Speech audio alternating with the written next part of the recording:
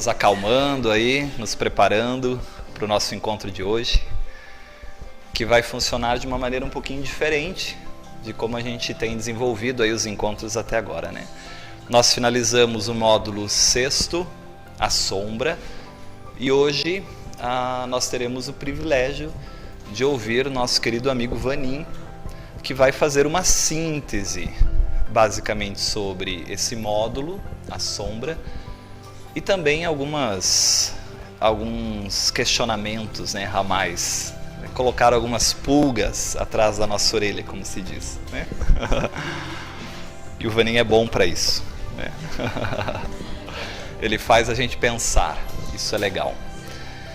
Para nós iniciarmos então, nós faremos a leitura de um capítulo do livro Iluminação Interior, da benfeitora Joana de Ângeles, Espírito Joana de Ângeles, médium Divaldo Pereira Franco, e é o capítulo de número 3, intitulado Despertamento para a Verdade. E a benfeitora diz o seguinte: ilude-se todo aquele que supõe que o encontro com a verdade irá impedir-lhe a ocorrência de problemas e de desafios existenciais na jornada de evolução. Engana-se quem pretende viver experiências elevadas sem as lutas do cotidiano, em razão da sua vinculação com o Espírito da Verdade. Desperdiça o tempo o indivíduo que acredita estar livre do sofrimento somente porque se voltou para as lições libertadoras da verdade.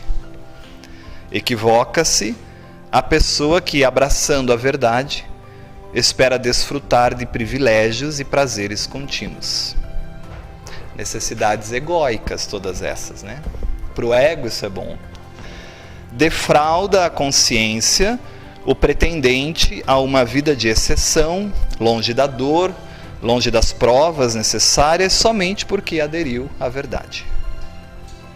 Mente para si mesmo aquele que espera uma existência pacata, rica de experiências espirituais, sem os choques do mundo, agora quando se encontrou com a verdade.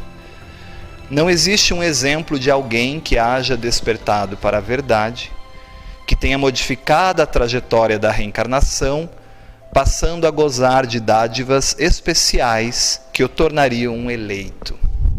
Não há privilégios, não pode haver, né? Há méritos, recompensas pelo esforço pessoal.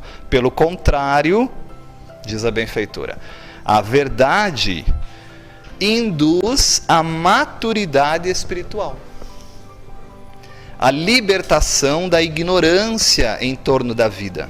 Amplia-se nosso entendimento, demonstrando que se está na Terra, num mundo transitório, momentâneo, programado para o retorno ao grande lar, após vencidas as etapas de progresso que lhes são necessárias durante o trajeto físico. O conhecimento da verdade dilata os horizontes do entendimento intelectual e racional do espírito, a fim de que se possa aplicar ao dever essencial, ao invés de deter-se nas banalidades que procura transformar em fundamentais a felicidade. Ao mesmo tempo, convoca a mente à introspecção, a viagem silenciosa que leva ao autodescobrimento, de maneira a selecionar o que é fundamental e o que é secundário durante o périplo carnal. Conhecereis a verdade e ela vos libertará, né? Já dizia alguém, não sei quem. Identificados os valores legítimos oferecidos pela reencarnação, entrega-se à reconstrução moral no campo das ideias, facultando melhor direcionamento dos esforços pessoais em favor do crescimento interior, com a mente inçada de esperanças e de bem-estar. Uma incomparável alegria apossa-se-lhe do comportamento, alterando-o expressivamente, por facultar o aproveitamento do tempo para a vinculação com Deus, através da sua manifestação em todas as coisas. Aberturas emocionais para o amor, para a fraternidade, para a compaixão, para a caridade, ensejam-lhe um intercâmbio contínuo com as forças do bem, que alimentam o ser e dele retiram energias que são aplicadas em favor dos menos aquinhoados. Uma alteração real de objetivos alerta para a vivência contínua das emoções superiores. E, naturalmente, a resignação ante os acontecimentos menos ditosos, ante os insucessos materiais, ante as enfermidades, as agressões e combates inevitáveis. Transformam-se agora em recurso prodigioso para dar continuidade aos projetos evolutivos na direção da meta libertadora. Primeira parte só desse capítulo, continua aqui. Convido vocês aí a ler, é espetacular. Veja como o conhecimento com o sentido da vida, né? Nos libertando da ignorância, da ilusão do ego, da maneira como nós pensávamos, da lente que nós tínhamos de ver o mundo. A benfeitora vai chamar isso de ampliação dos níveis de consciência. Isso é espetacular, né?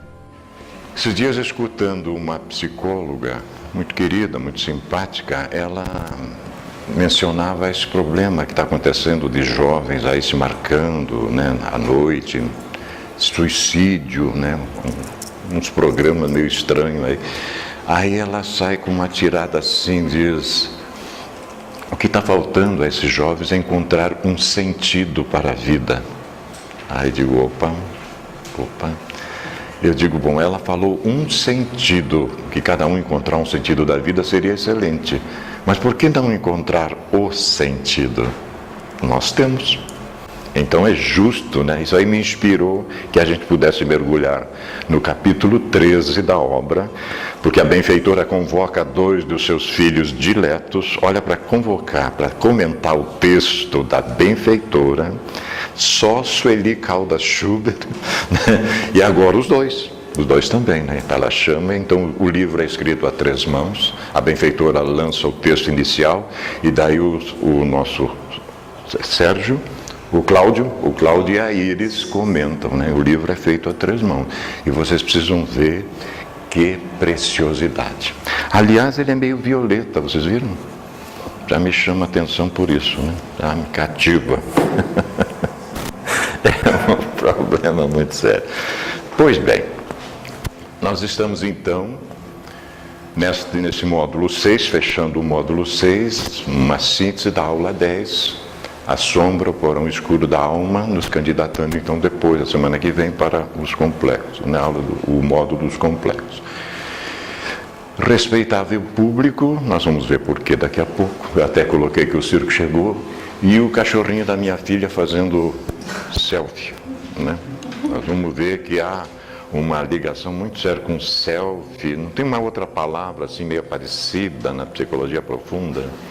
Interessante, é um jogo de palavras. Narciso, né? Nós vamos trabalhar, já que é uma sociedade narcísica, nós precisamos passar também para o Narciso. Mas antes de tudo, nenhum expositor espírita, como o nosso próprio Wagner se utiliza, propõe qualquer tipo de ideia se não encontrar ressonância na nossa obra fundamental. Não é justo que se faça isso. Eu começo a conversar alguma coisa, mas eu tenho que encontrar fundamento na base doutrinária. E nós vamos buscar, né? Dentre os vícios, qual se pode considerar radical? Né? Começa aqui o nosso negócio. E os benfeitores da humanidade fazem uma síntese que é difícil, eu acho que vai levar algum tempo ainda para ser superado, né? Temos-lo dito muitas vezes, está assim com a ideia de ser São Luís, que está conversando aí, né?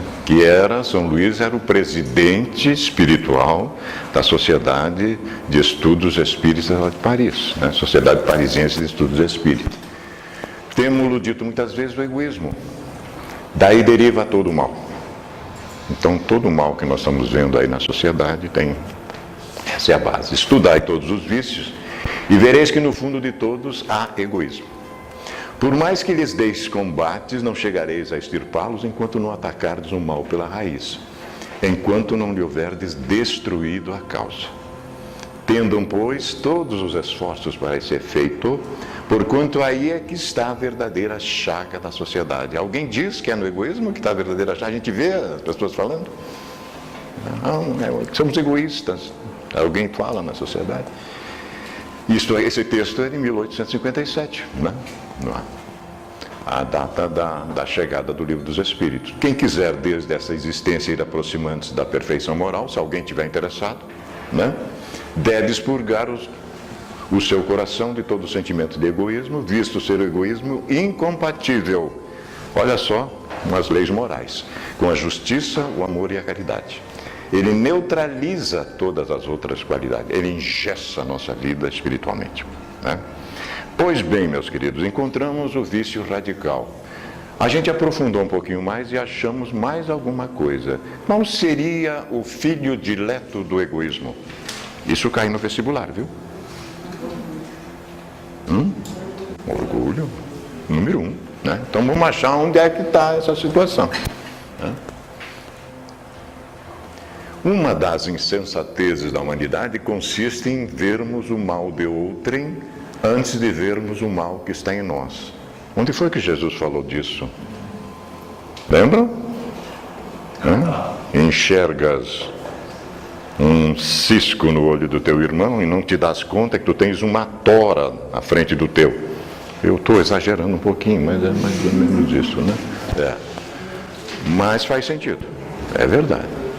Para julgar-se a si mesmo, olha onde é que começa o problema, a gente não se dá por conta que isso está tudo pronto. Precisava aprofundar, e essa viagem que fizemos pela psicologia profunda nos abriu a cabeça de tal maneira, diz aqui, para julgar-se a si mesmo, fora preciso que o homem pudesse ver seu interior num espelho. Começa aqui, pudesse, de certo modo, transportar-se para fora de si próprio, considerar-se como outra pessoa e perguntar, tiver coragem de, eu olhando para mim, né? Que pensaria eu se visse alguém fazer o que faço? Aí é que a coisa pega, né? Claro, eu não sou a doçura do Wagner, meus queridos, eu estou tentando me aproximar dele. Muita gente fala no nosso movimento que o Wagner está ficando incisivo e está andando comigo. O outro diz que eu estou ficando mais delicado e andando com o Wagner. Eu acho que a gente está... não estou vendo muito assim, não está. Mas é mais... Incontestavelmente, é o orgulho que induz o homem a dissimular para si mesmo os seus defeitos, tanto morais quanto físicos, né? É orgulho. Mas onde é que está esse negócio inserido dentro de nós mesmos? Tá aí, é só a gente apurar um pouquinho mais, Semelhante insensatez é essencialmente contrária à caridade, porquanto a verdadeira caridade é modesta, simples e indulgente. Faz eco com a nossa questão 886, né? Como é que Jesus entendia a caridade? Caridade orgulhosa é um contrassenso, né? Visto que esses dois sentimentos se neutralizam um ao outro. Com efeito, como poderá um homem, bastante presunçoso para acreditar na importância da sua personalidade e na supremacia das suas qualidades, possuir ao mesmo tempo abnegação bastante para fazer ressaltar em outrem o bem, que o eclipsaria, né? Ficaria de lado, em vez do mal que o exalçaria? Já que eu não posso atingir a estrutura ético-moral do meu semelhante, eu tento trazê-lo ao meu nível. Olha que coisa. E onde é que está essa problemática? Por isso mesmo, porque é o pai de muitos vícios, o orgulho é também a negação de muitas virtudes, né? Ele se encontra onde? Na base. E como móvel de quase todas as ações humanas. Digo, meu Deus, de quase todas. Olha só, né? Essa é a razão. Olha aqui como é que está bonito. Porque Jesus se empenhou tanto em combatê-lo como principal obstáculo ao progresso. Fica claro isso, meus queridos? O pai de todos, o egoísmo, na raiz, e o outro na base. Filho dileto. Então tá, para que a gente possa começar a nossa conversa. Isso é que vai nos levar então ao que está acontecendo hoje. Nós não estamos aqui condenando quem quer que seja, nós vamos apenas trazer fatos, né? Oscar Wilde. Obviamente que muita gente deve ter visto falar do grande escritor inglês, né? Teatrólogo, né? Dramaturgo, um potencial excepcional. Está na obra, é citado na obra, inclusive. O objetivo da vida, Oscar Wilde, lá no século XIX para o XX, é o desenvolvimento próprio, a total percepção da própria natureza. Olha como é que o cara sabia das coisas. É para isso que cada um de nós vem ao mundo. Hoje em dia as pessoas têm medo de si próprias. Eu estou falando de 2 séculos atrás, né? Esqueceram o maior de todos os deveres, o dever para consigo mesmos. É verdade que são caridosas. Começamos aqui a trabalhar o aspecto das máscaras, né? Alimentam os esfomeados e vestem os pobres. Ainda bem que fazem isso. E o que fazemos isso? Vamos nos incluir junto, né? Mas as suas próprias almas morrem de fome e estão nuas. Olha o que o cara diz, né? Então tá.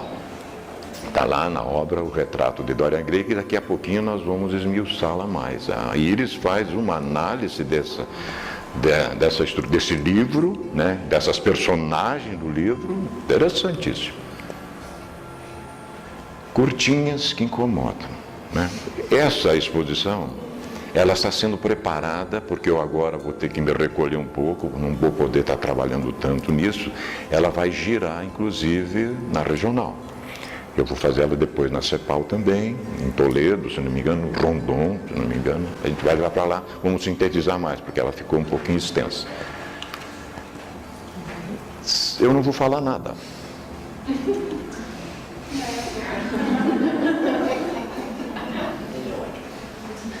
Então, cara, I love me, I love me, é isso, eu sou o cara. Então, mas é interessante, a Wagner adora a tirinha, a Wagner é mais chegada a Mafalda, né? Mafalda também diz umas verdades, olha o Garfield aí. Então tá, né? Incomoda, vamos lá. A psique humana no viés da psicologia moderna. A benfeitora usa esse termo aqui no livro. Veja, psicologia moderna, né? Eu gosto de religião psicológica, para incomodar, entendeu? Para incomodar. Eu vou passar um tempo mais no umbral por causa disso. Eu rio todo. Eu já contei para você sobre o benfeitor me disse um dia: você ainda vai rir da sua própria desgraça. Profecia realizada. Eu estou satisfeito com isso. Imagine-se em um lugar público com muitas pessoas transitando. Nós trouxemos todos o texto porque não dá para perder nada. É muito bem feito. É muito bem feito. Elas se atropelam e se acotovelam, mas não se olham. Será que isso é verdade? Será que isso é verdade? Ocupadas que estão com seus dedos rápidos, conversando com centenas de amigos virtuais. Olha o que acontece, né? Eu vou contar um segredinho de novo. Essa tecnologia, essa mídia que está aí, foi enviada por uma pleia de espíritos que estão chegando. Eles estão em torno de 12, 15 anos já estão aí. E esta geração que está partindo, que é a nossa, nunca teve nada. Agora está boba, não sabe o que faz, não se desgruda mais dessa coisa, nem conversa mais. Entendeu? Piorando a estranheza. Elas param de uma hora para outra fazendo poses, caras de bocas, tirando foto para mostrar que são felizes. Para mostrar que são felizes. Olha, eu faço de vez em quando algumas selfies. Eu faço. Eu não vou, né? Mas ela tem que ter um objetivo. Ela tem que ter um objetivo que seja ético-moral. Né? Não estamos aqui condenando quem quer que seja. Continua a imaginar que nesse mesmo lugar um fotógrafo anônimo registra tudo o que em dado momento todas as fotos tiradas serão projetadas em uma grande tela. E eu constatei isso domingo passado. Isso é verdade, né? Para nossa surpresa, agora as pessoas param e ainda sem olharem uma para as outras, pararam, mas não se olham, né? Postam seus olhos na telas, por quê? Ansiosas que estão para ver se em algum momento foram clicadas pelo anônimo fotógrafo. Rolava um clássico do futebol inglês, um clássico, 2 grandões lá, né? O Arsenal e, se não me engano, o Chelsea, uma coisa assim. E eu notei que a turma não estava interessada no jogo, estava interessada no telão. Quando aparecia no telão era uma festa, o jogo era mero. Digo, olha, é isso mesmo. Porque eu aprendi com o Marquinho Padovani a fazer pesquisa, meu neto também. Meu neto faz muita pesquisa, claro, no interesse dele. Então eu digo, vamos pesquisar. Como é possível da gente constatar isso em loco, né? Bem, avancemos. Em 1967, eu era um jovem que amava os Beatles e os Rolling Stones, né? O filósofo francês Guy Debord publicou A Sociedade do Espetáculo. Vocês vão ver profecias, como isso acontece, né? Obra que, além do seu conteúdo, impressiona pela condição profética sobre os dias atuais. O que Debord chamava de espetáculo consiste na relação social entre pessoas medida por imagens. Qualquer semelhança com os dias atuais não é coincidência. Porque diante da necessidade de se postar tudo, alimenta-se a obrigatoriedade infantil de ser validado pelos outros. Veja, nós estamos passando um recibo terrível, na ilusão de que a vida precisa ser divulgada. Pois se existe algum interesse no que se publica, é possível que seja uma pessoa interessante. Por 15 minutos, talvez. Depois, você, tchau. Passa. Vem outro, e assim vai, né? Encontramos-nos em um grave momento social e moral, no qual a aparência, a máscara, é o que nos define como ente na sociedade.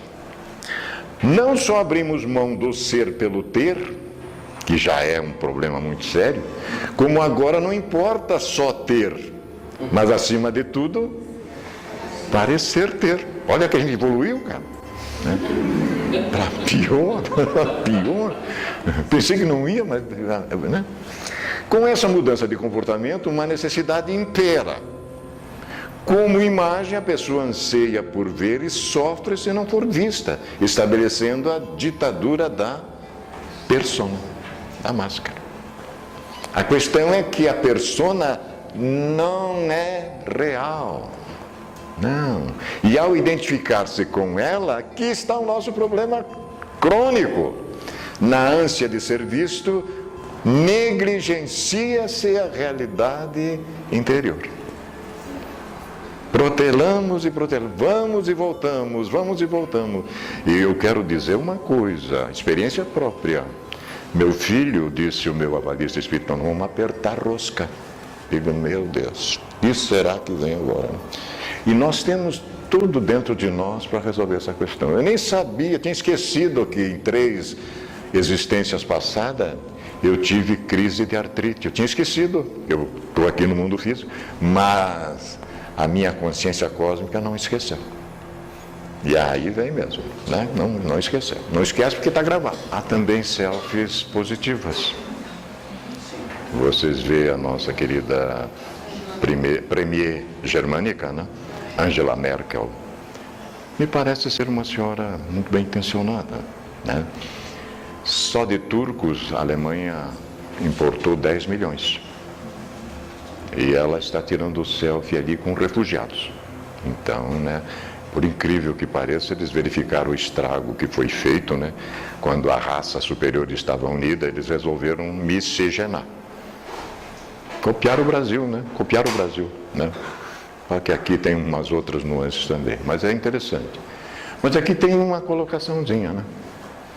Lembra quando a gente tinha que pedir a outras pessoas para tirar nossas fotos e aquilo acabava virando amizade? Lembra? Faz... Mas é verdade, né? Só poderia tirar, e aí engatava um papo. Agora eu faço eu mesmo, né? Esse negócio. Então, parece que eu continuo na multidão sem olhar para a multidão. Né? Eu estou lá, mas eu não vejo ninguém. Né? Só vejo eu. Os sintomas não demoram. Então, agora nós vamos ver os sintomas. Quanto mais ele contempla, menos vive. Quanto mais aceita reconhecer-se nas imagens dominantes da necessidade, como disse Adriano, menos ele compreende a sua própria existência e o seu próprio desejo. Enquanto o indivíduo buscar fora o acolhimento e a aceitação que devem começar dentro dele, estaremos todos vivendo sob a ameaça de nos transformarmos em meras marionetes de um imenso espetáculo. Por isso, nós vamos ver, respeitável público. Né? Será que nos ocorre que poderemos estar vivendo a vida ditada pela ânsia de aparecer e que essa ânsia pode estar direcionando nossas escolhas? Hein, doutora Adriana? Será? Como explicar em meio a tantos cliques e amigos virtuais a depressão ter alcançado números alarmantes? O que houve? Né? Eu me lembro, um dia o Divaldo teria dito que ela seria pandemia. Eu me lembro. Gente, parece que antecipando a coisa. Né? Já não se exclui ninguém. No entanto, o suicídio tomou proporções jamais imaginadas. Nunca se soube de tantos casos. A cada dia, um número maior de pessoas desistem da vida. E, sem dúvida, o problema fundamental é o vazio existencial. E aí está, a ausência de sentido. Até mesmo os heróis da infância foram substituídos pelos youtubers, né? Formadores de opinião, mas muitas vezes sem opinião e valores. Como poderemos ter autonomia se nem mesmo sabemos mais definir quais os nossos desejos e necessidades? Como poderemos mergulhar profundamente no inconsciente se nos encontramos ainda tão necessitados da projeção da nossa imagem? Quem nos guiará se já não nos reconhecemos? Será o Chapolin? Será o Chapolin colorado? Não me levem a mal, mas eu vejo isso, as coisas, né? Esses super-heróis. Né? Somos distraídos e seduzidos pela possibilidade de fama e popularidade rápida. O mundo materialista, meus queridos, eu estou vendo lá na academia, com todo o respeito, né? Eu estou estudando o elemento material. Né? É duro, né? Sabendo quem é que aciona, quem é que interfere, quem é que interage no elemento material, mas eu tenho que me resguardar, né? Não vamos entrar em disputa porque é bobagem.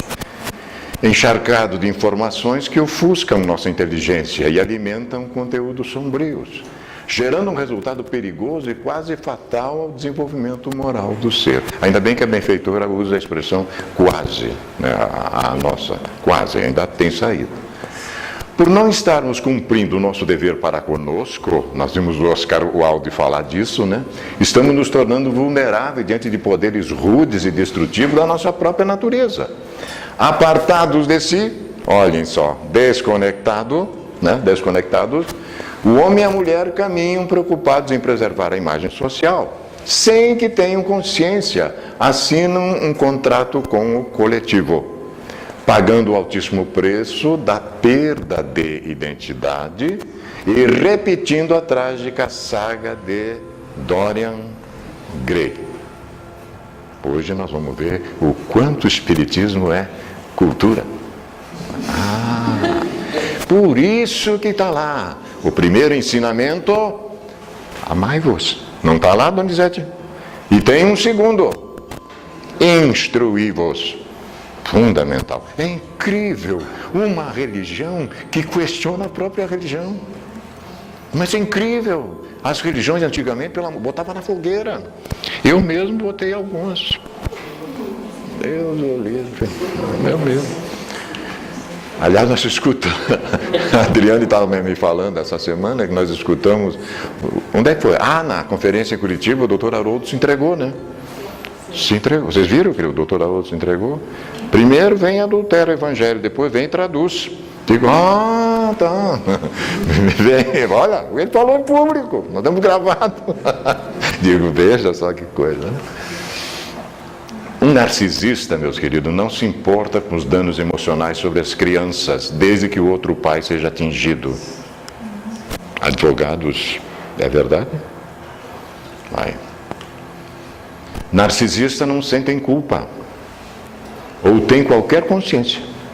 Muitos sabem agir e falar como se tivessem, aparentar ter. No entanto, os narcisistas justificam as suas ações tornando-se defensivos. Toda a culpa e responsabilidade serão colocados em alguém ou em alguma outra coisa. Viu? Né? Tudo para fora. Apenas curtinhas para nós incomodar um pouquinho. Bem, aqui está. O retrato de Dorian Gray foi publicado em sua versão final, século XIX, finalzinho dele, né? 1891, pelo poeta e dramaturgo Oscar Wilde. Nesse romance, eu lembro que tinha visto algumas coisas, mas aqui a gente aperfeiçoou mais.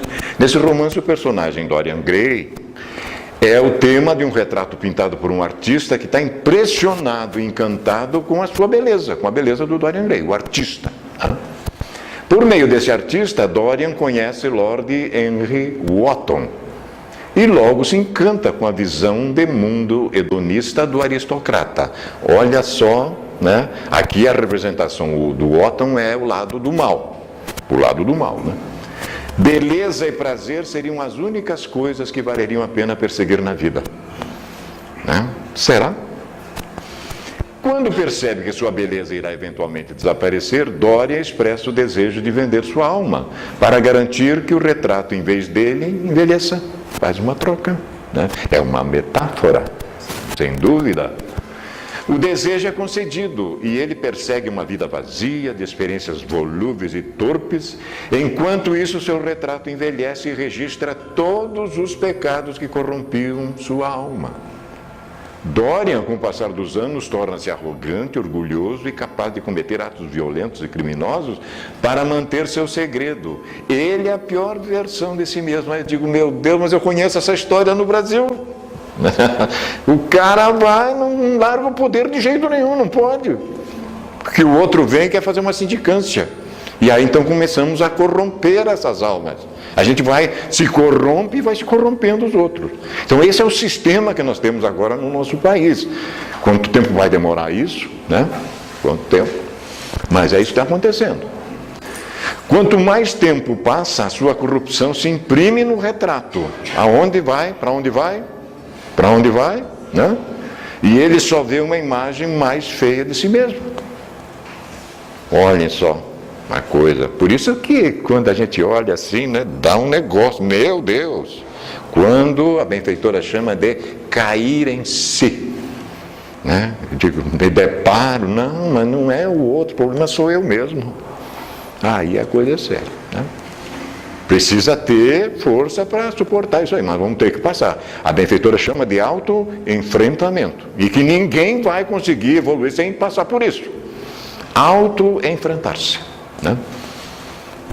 Voltemos para a tela, fecha o parênteses, onde as fotos estão sendo projetadas. Ali, exatamente como Dorian Gray, estamos parados contemplando a nossa própria imagem, na esperança de eternizarmos aquele ilusório momento de felicidade.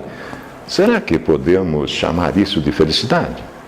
Convencido de que somos o que aparentamos ter, ou ainda, de maneira lamentável, constataremos, sou apenas uma coleção de espelhos, refletindo o que os outros esperam de mim. Esse é um grande pensador também, o senhor Rollo May. Olha o livro dele. O homem à procura de si mesmo.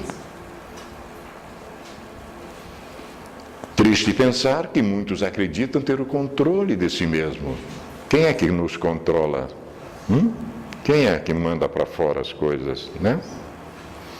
Mas não percebe o que de fato está em ação no seu interior, né? Bom, avancemos mais um pouco. A tentativa de eternizar-se no presente é percebida na necessidade de registrar, ser seguido, ser curtido, terminando por demonstrar quão superficial e frágeis tornam-se as relações. Assim como o próprio Narciso, ficamos em frente à tela a nos contemplar, tiramos foto por segundo, fazendo selfies e alimentando o ego. A cada foto que aparece em nossa tela imaginária, alguém perde a sua individualidade. Olha que coisa! Estamos construindo uma sociedade narcísica, necessitada da própria imagem. Ali na tela pode-se ser qualquer um, pode-se dizer qualquer coisa, não existem vínculos reais, não há relacionamento, não tem compromisso, não tem responsabilidade. Não é?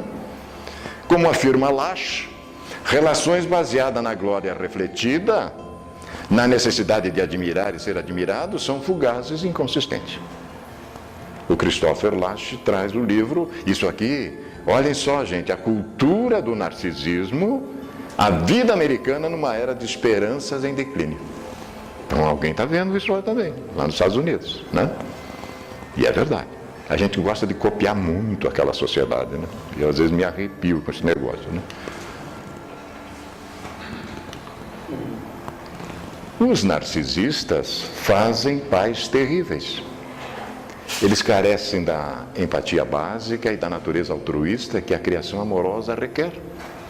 Eles não têm nenhum problema em satisfazerem as suas próprias necessidades, antes das necessidades dos seus filhos, e sentirem-se completamente justificados com suas ações. Narcisistas criam verdadeiros ressentimentos nos seus filhos e mais tarde na vida, isto aqui a gente já está vendo, perguntando-se por que não tem nenhuma relação autêntica com seus filhos adultos. O egoísmo crônico e o parentalidade não vão junto. Então não é brincadeira que a gente está criando, olha aí, essa sociedade narcísica. As regras no lar das famílias narcisistas, já foi estudado isso. Segredos, aparências, mensagem negativa, falta de responsabilidade parental, falta de sintonia emocional, falta de comunicação eficaz, falta de privacidade. Um dos pais narcisista, o outro sempre em órbita dele ou dela. Os irmãos não são incentivados a serem unidos, os sentimentos são negados e nunca discutidos. Mensagem de não é o suficiente, baixa a autoestima da criatura, disfunção óbvia ou secreta. É um estudo feito pelo Dr. Kerry McBride lá nos Estados Unidos, né? Vai tirar uma fotinha, querida? Uma selfie. Bom, depois esse material vai ficar disponível para todos nós, né? O encantamento de Dorian pela proposta hedonista do Lord Henry e a atitude egocêntrica de Narciso sutilmente se apresentam hoje, mobilizando a maioria dos conectados, levando uma vida vazia e com valores dúbios, sem relações profundas. Queremos acreditar que tudo está ao alcance das nossas mãos. Está? Nós estamos no controle? Meu Deus do céu, né? Meu Deus. Separamos-nos tanto do sentido que inconscientemente provocamos o sentir, um sentir sombrio.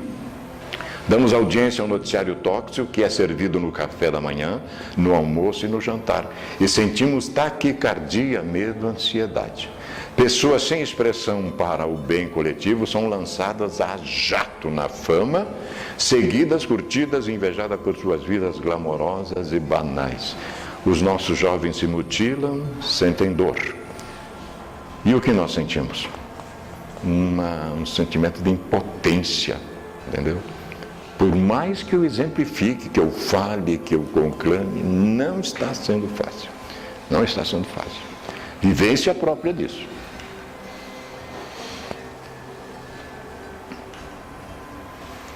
Pagamos um preço alto, meus queridos, por fugir da solitude e adentramos na solidão acompanhada. Estamos aí na multidão e não nos vemos. Evitamos o diálogo interno e perdemos a oportunidade de conhecer a única pessoa que participa do drama da nossa vida, ignorando a nossa história para seguir celebridades. Onde colocamos o espelho que deveria refletir o quê? A nossa alma. De que valerão milhões de seguidores se a alma deixar de ser nossa aliada?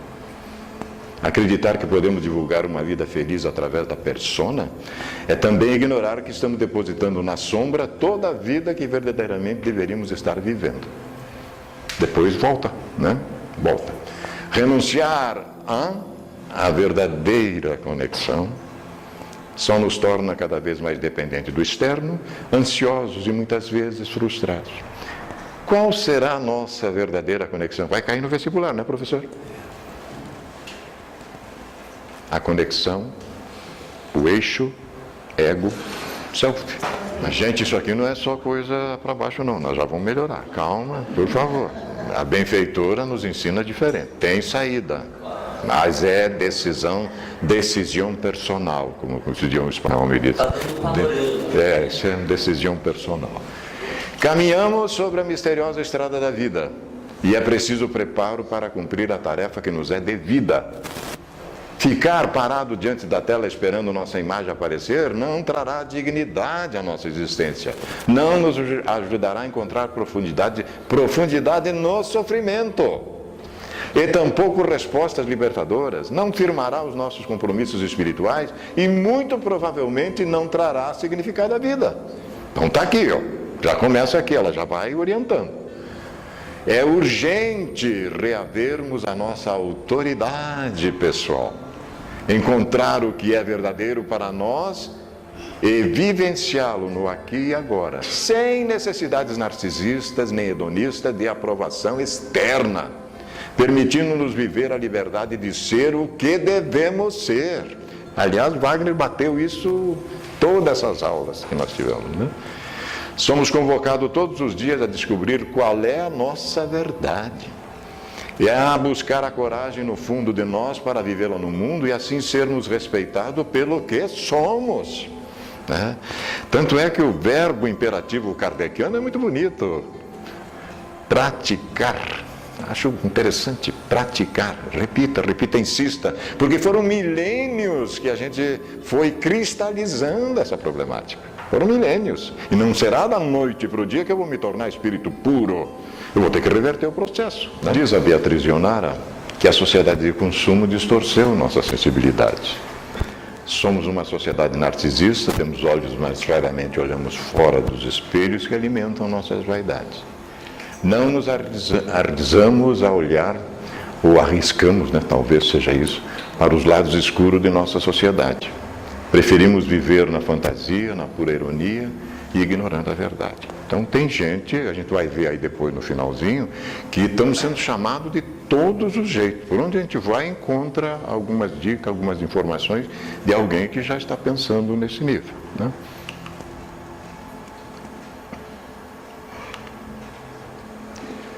Se não formos fiéis a nós mesmos, não conseguiremos manifestar nossa espiritualidade, pois a nossa prática espiritual precisa ser validada, não tem jeito, por nossas experiências pessoais. Né? Viver aquilo que prega, não tem como outra questão. De outra maneira, não fará diferença em nossas vidas, será só mais um espetáculo para participar. Somente o que é realmente nosso pode contribuir para a nossa transformação, dignificando nossa existência. E para isso a viagem interior é de capital importância. Somente o que é realmente nosso, então, pode contribuir para a nossa transformação, dignificando nossa existência. É preciso tirar o olhar da tela, em busca de nossa foto clicada e olhar para dentro, olhar o outro, sentir o que existe dentro de nós, para também sentir o outro. Só assim descobriremos que a vida espera muito mais de nós do que sermos seguidos e curtidos. Né?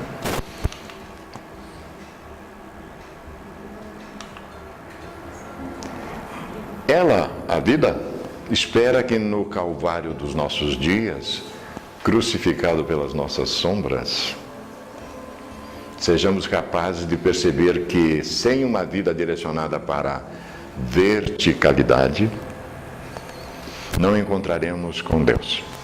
Teremos uma vida estéril como a de Dorian Gray, voltada para a horizontalidade. Andando em círculos, repetindo os mesmos erros na procura de eternizar o efêmero. Carregar a cruz não é experiência coletiva.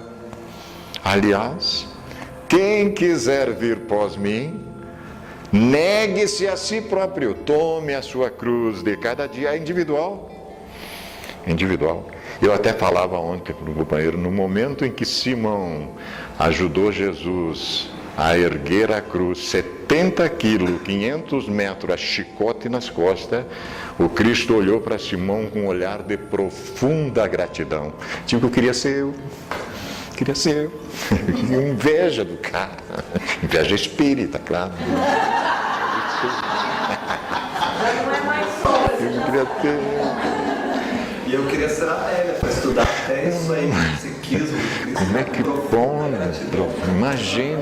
Imagine, ele ia cair. O centurião viu, ele não foi voluntário para ajudar Jesus, ele estava assistindo o espetáculo. Aí o centurião chamou, convocou o cara.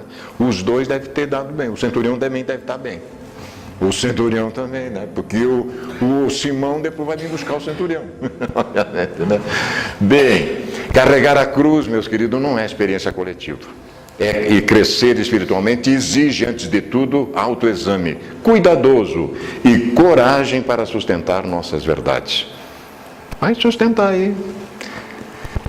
Nós seremos testados, isso é meu, naquilo que mais nos apegarmos. Podemos esperar. Não vai ter jeito de fugir disso. Então, o desapego racional é muito inteligente. Muito inteligente. Agora é realmente o momento de fazermos não mais selfies. Olha o que disse a doutora Adriana. Mas de resgatar o quê? O selfie. Olha o jogo de palavra. Ou melhor, de encontrarmos com ele e nos deixar transformar. Sem o Photoshop, não adianta maquiar. Mudando verdadeiramente para mostrarmos a nossa verdadeira beleza. Brilhe a vossa luz. Acho lindo isso, né? A alma imortal que somos. Diz que é coisa fantástica. É extraordinário, né?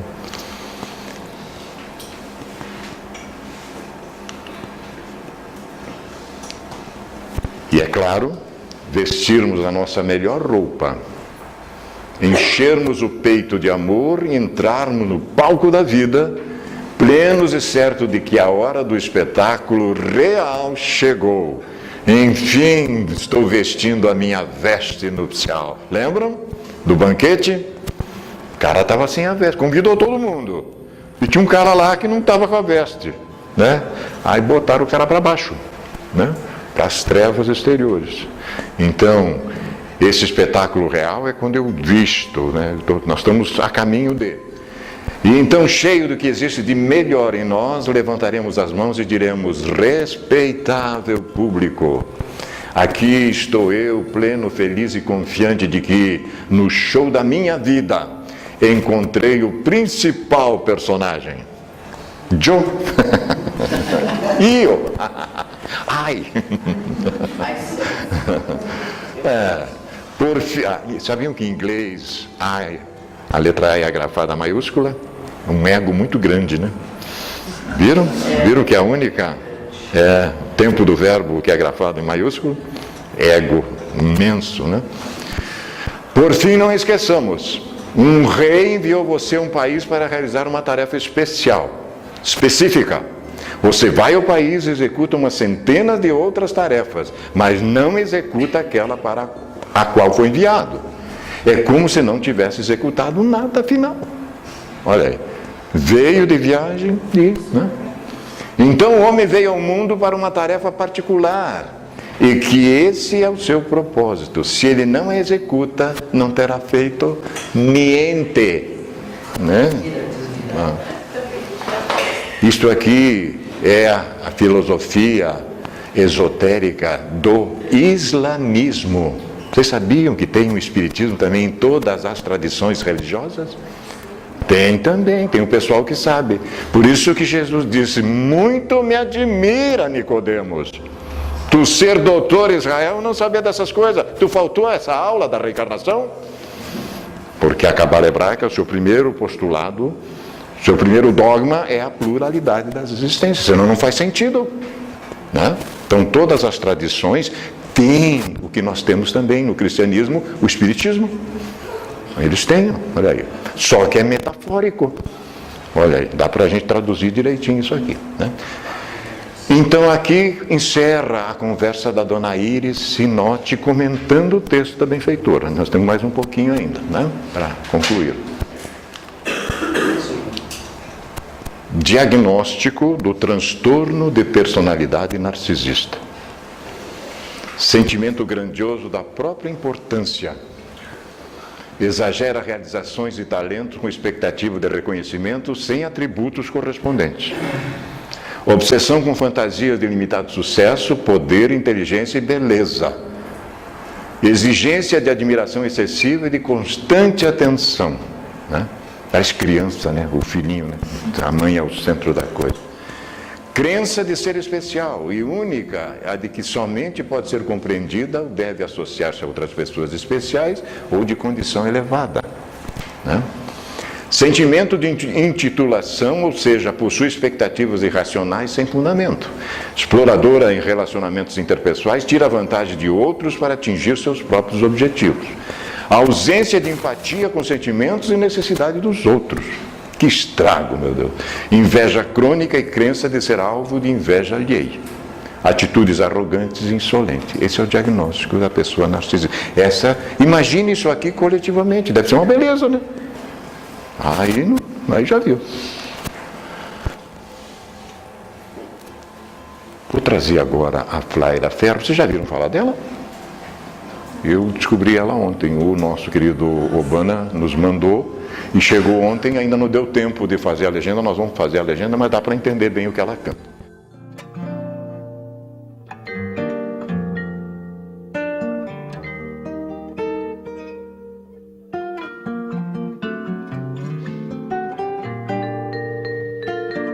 Sou a maldade em crise, tendo que reconhecer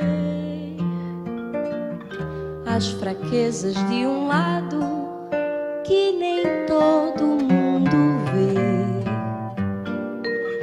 Fiz em mim uma faxina e encontrei no meu umbigo o meu próprio inimigo, que adoece na rotina. Eu quero me curar de mim, quero me curar de mim, quero me curar de mim. O ser humano é esquisito, armadilha de si mesmo. Fala de amor bonito e aponta o erro alheio. Vim ao mundo em um só corpo, esse de 1,60 m.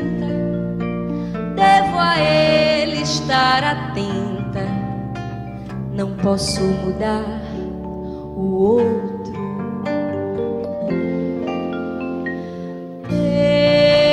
Quero me curar de mim, quero me curar de mim, quero me curar de mim. Vou pequena e pianinho fazer minhas orações. Eu me rendo da vaidade que destrói as relações. Pra me encher do que importa, preciso me esvaziar, minhas feras encarar, me reconhecer hipócrita. Sou má, sou mentirosa, vaidosa e invejosa. Sou mesquinha, grão de areia, boba e preconceituosa. Sou carente, amostrada, dou sorrisos, sou corrupta, malandra, fofoqueira, moralista, interesseira. E dói, dói, dispor assim. Dói, dói, dói, despir-se assim. Mas se eu não tiver coragem pra enfrentar os meus defeitos, de que forma, de que jeito eu vou me curar de mim? Se é que essa cura há de existir, não sei, só sei que a busco em mim, só sei que a busco. Me curar de mim, me curar de mim, me curar de mim, me curar de mim.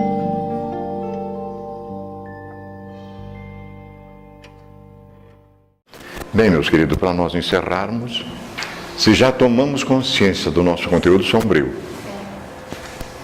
e que temos condições de pelo menos cultivá-lo, acolhê-lo, nos reconciliarmos com o mesmo, por quais razões continuamos a protelar as providências em relação ao mesmo que já deveriam ter sido tomadas? Por que continuamos andando em círculos? Ou, isso é meu. Às vezes vem umas coisas na cabeça. E aí quem vai responder é a nossa obra fundamental. Será que é isso? O que vos falta é a vontade, né?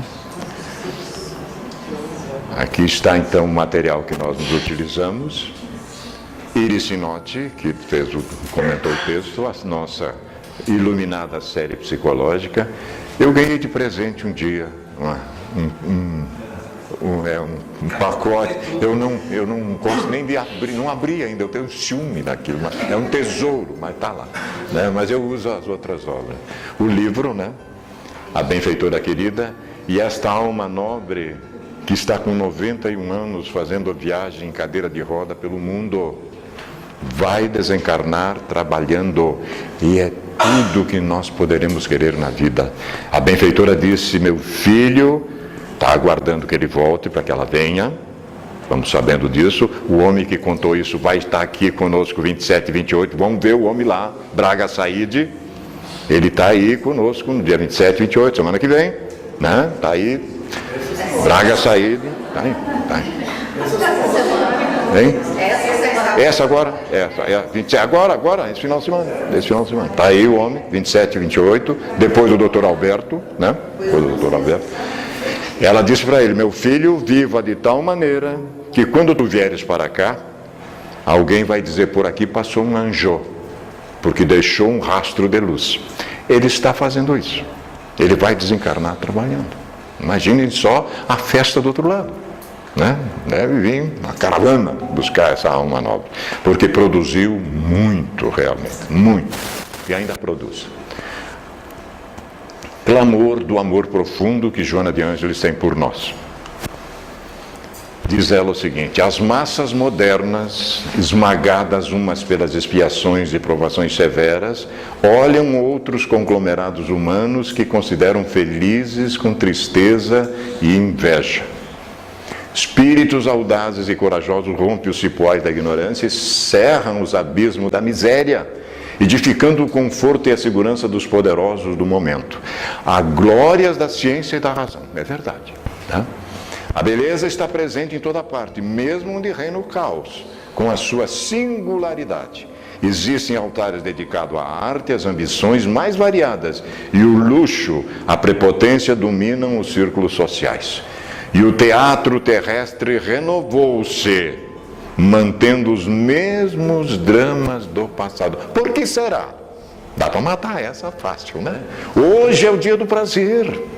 Este é o momento do gozo exaustivo e uma dor de cabeça depois. Nem queiram saber. Como consequência, uma vaga de loucura varre a terra em todos os seus quadrantes. E ela aí cita quem? Paulo, né? Desperta tu que dormes, para a realidade existencial, para o eixo ego-self, para essa conexão verdadeira. É para isso que nós temos que fazer. E ela continua aqui. Continua aqui. Não é necessário que abandones o mundo. Lembra que Jesus orou pelos discípulos? Não vos peço, Pai, que os tire do mundo, mas que eles resistam. Era essa a prece de Jesus, né? E as suas injunções afetivas, mas se torna indispensável, aqui ela coloca, ela frisa, que reflexiones a respeito da tua imortalidade. E por ela trabalhes, enquanto as circunstâncias te sejam propiciatórias, enquanto a noite não vem, enquanto o inverno não chega na nossa vida. Vocês estão entendendo a metáfora do inverno nas nossas vidas? Eu já estou indo para lá, entendeu? Vive de tal forma que a tua consciência se liberte de toda culpa e desequilíbrio. Aprende a sorrir sem a necessidade da máscara externa, em cujo momento as emoções do bem e do amor te façam bem. Ama e serve quanto estejam ao teu alcance e crê, não faltarão convites à vivência de ambos, é verdade. Basta que observe onde quer que te encontres, olha para o outro, olha para o outro. Reveste-te da simplicidade relevante e abre as tuas emoções ao socorro do sofrimento, da desolação.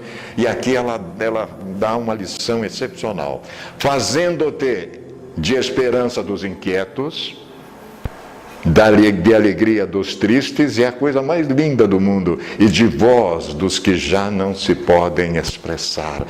Meu Deus, onde eu estive vendo 47 anos da fundação da PAI em Cascavel, eu estive lá, eu me emocionei, e vi que o Remy Piet fundou tudo.